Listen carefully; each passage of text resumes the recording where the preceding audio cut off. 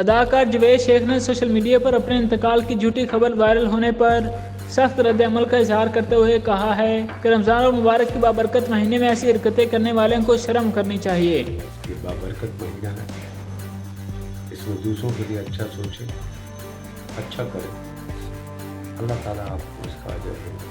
چند روز پہلے social media پر اداکار محمود اسلم کے انتقال کی خبر وائرل ہو گئی تھی، جس پر شوبز انڈسٹری سے وابستہ افراد نے سخت رد عمل کا اظہار کیا تھا۔ محمود اسلم نے بھی ویڈیو پیغام جاری کیا تھا، اس میں ان کا کہنا تھا کہ میں زندہ سلامت اور تندرست ہوں، میرے گھر والے دوست احباب جھوٹی خبر سے پریشان ہو گئے۔ محمود اسلم نے کہا، جس نے بھی یہ خبر چلائی ہے میں اس سے گزارش کرنا چاہتا ہوں کہ خدا کے لیے جب تک آپ کسی خبر کی تصدیق نہ کر لیں اس کو نہیں پھیلانا چاہیے۔ میں زندہ سلامت بیٹھا ہوں، آپ خود سوچیں کہ میرے دوست احباب، میری فیملی والے، میرے رشتہ دار سب جو بھی یہ خبر سنے گا اور جو اتنے چاہنے والے ایک دم سے یہ خبر سنیں گے تو ان کے دل پہ کیا گزرے گا۔ محمود اسلم نے غلط خبر پھیلانے والوں کا پیچھا نہ چھوڑا اور 2 روز بعد ایک اور پوسٹ کی جس میں کھوڑا میں نمک کی گاؤں میں موجود تھے۔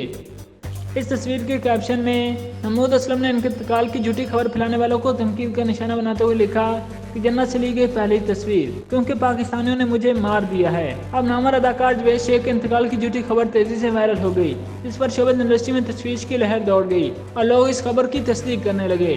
اس حوالے سے جاوید شیخ نے ویڈیو پیغام جاری کیا جس میں ان کا کہنا تھا، عزت، ذلت، شہرت، دولت، زندگی، موت، رزق، سب کچھ اللہ تعالیٰ کے ہاتھ، کسی کے سوچنے سے کچھ نہیں ہوتا۔ یہ بابرکت مہینہ ہے، اس میں دوسروں کے لیے اچھا سوچیں۔